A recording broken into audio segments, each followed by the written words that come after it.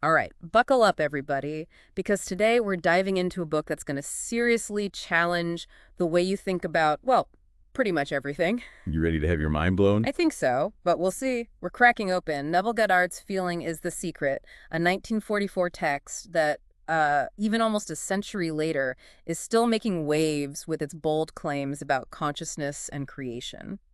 Yeah, Goddard doesn't mess around. He goes straight to the core, saying consciousness is the ultimate reality. So, like, everything we see, everything we experience, it's all just our consciousness projected outward. That's a pretty big statement. It is, but that's exactly what he's saying. For Goddard, it's not just some philosophical idea, it's the fundamental truth of existence. And he uses this concept called the law of consciousness to explain how it all works. Okay, so what's this law of consciousness all about? How does it work? So Goddard says consciousness is divided into two parts, the conscious and the subconscious. And he uses this really interesting analogy to describe their relationship, male and female. Male and female. Okay, I'm listening. How do these two parts of consciousness, the male and female, how do they interact? It's like this, the conscious mind, it's like the architect, right? Yeah. Drawing up all the plans, making choices. But the subconscious, that's the builder, the one who takes those plans and turns them into reality. Okay, I can kind of see where he's going with this. Yeah. So I have an idea, I make a choice, and then my subconscious just makes it happen. Just like that. Well, not exactly just like that. Mm. It's all about the energy, the feeling behind those ideas and choices. Because Goddard says the subconscious, it doesn't judge, it doesn't analyze, it just takes what you give it and runs with it. What do you mean what you give it? Primarily, he's talking about feelings. The subconscious, it's like it speaks a different language, the language of emotion. So if you're constantly focused on negative feelings, worries, doubts, that's what your subconscious is picking up on. Oh, no. So, like, if I'm worried about something, my subconscious is just out there creating more things for me to worry about. That's not very comforting. It's not, right? And that's exactly why Goddard is so adamant about being mindful of your feelings. He says it's like, imagine your subconscious is this incredibly loyal friend, but they only understand emotions. So if you want something, don't just think about it, feel it. Really feel it as if it's already yours. So, dwelling on good feelings like joy and gratitude, that's like giving my subconscious friend good blueprints to work with. Absolutely. Positive feelings are the key to creating a positive reality. And Goddard doesn't stop there. He even says that sleep is not just about resting your body. Hey, there's more to sleep than just, getting some Z's. Way more.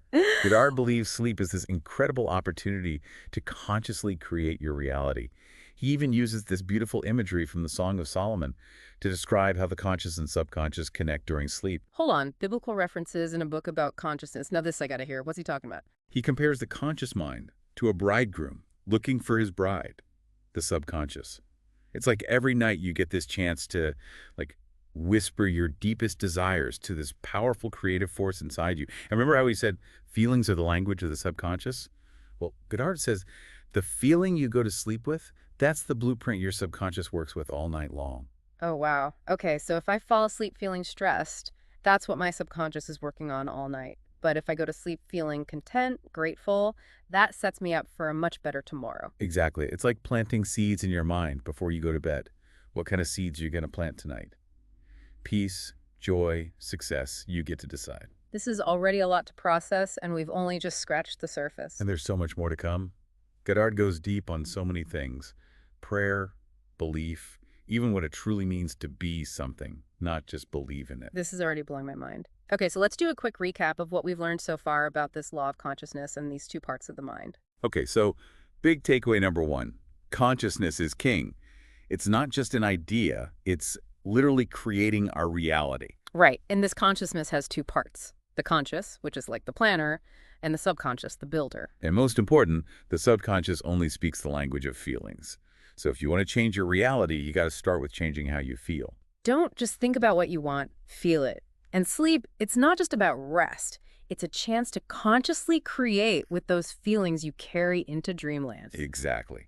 Choose those bedtime feelings wisely. Okay, we've covered consciousness, feelings, and sleep. What other secrets does Goddard reveal in Feeling is the Secret? What's next?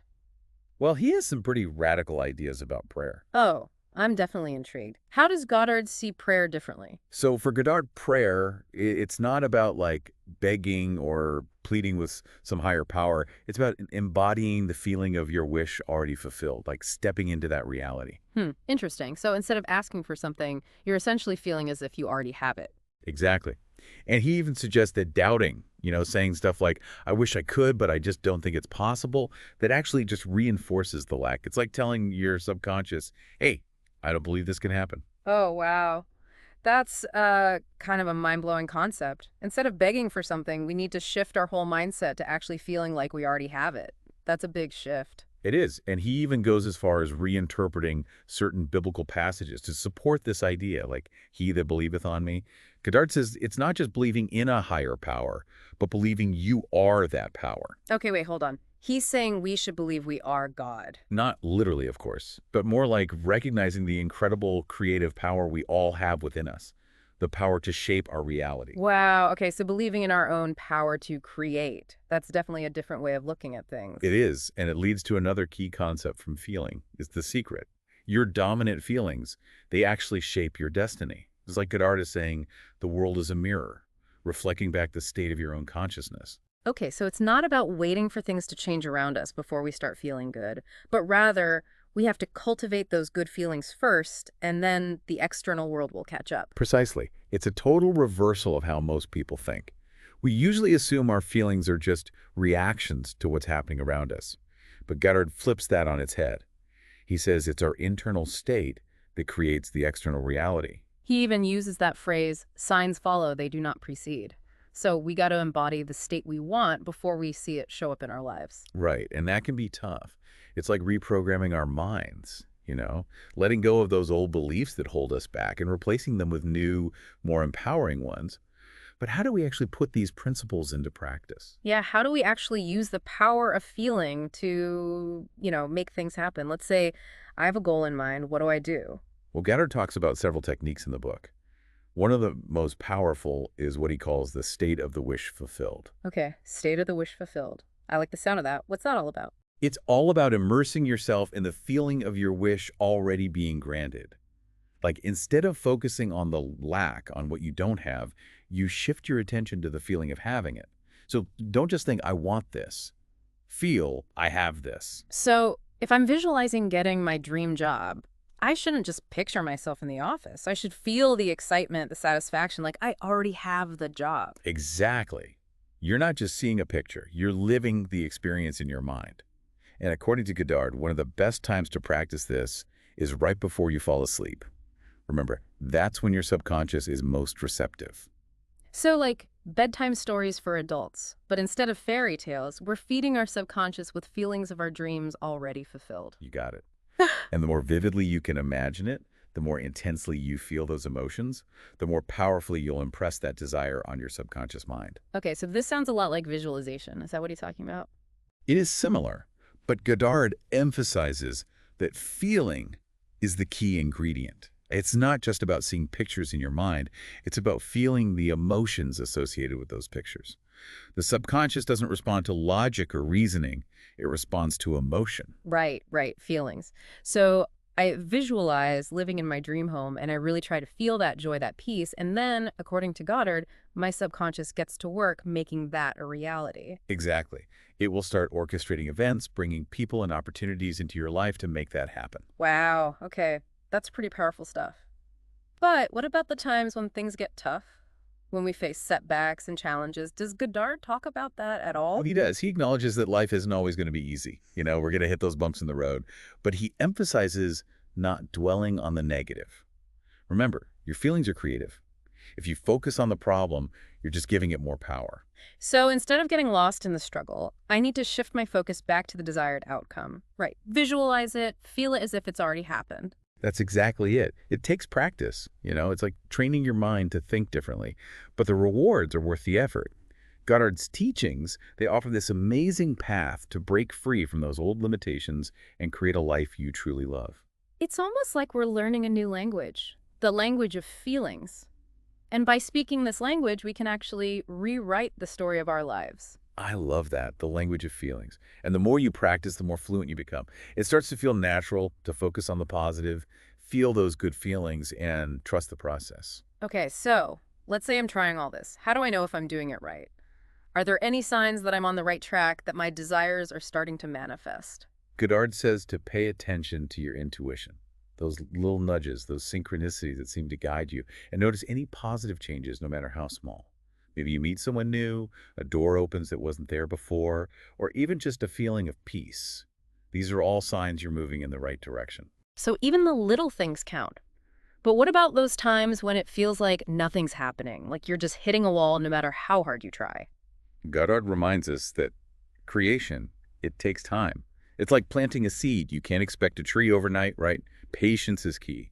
Keep nurturing that seed. Maintain faith. Trust that things are unfolding, even if you can't see it yet. So it's about surrender, not giving up, but letting go of that need to control and trusting that things will work out in their own time. Beautifully put.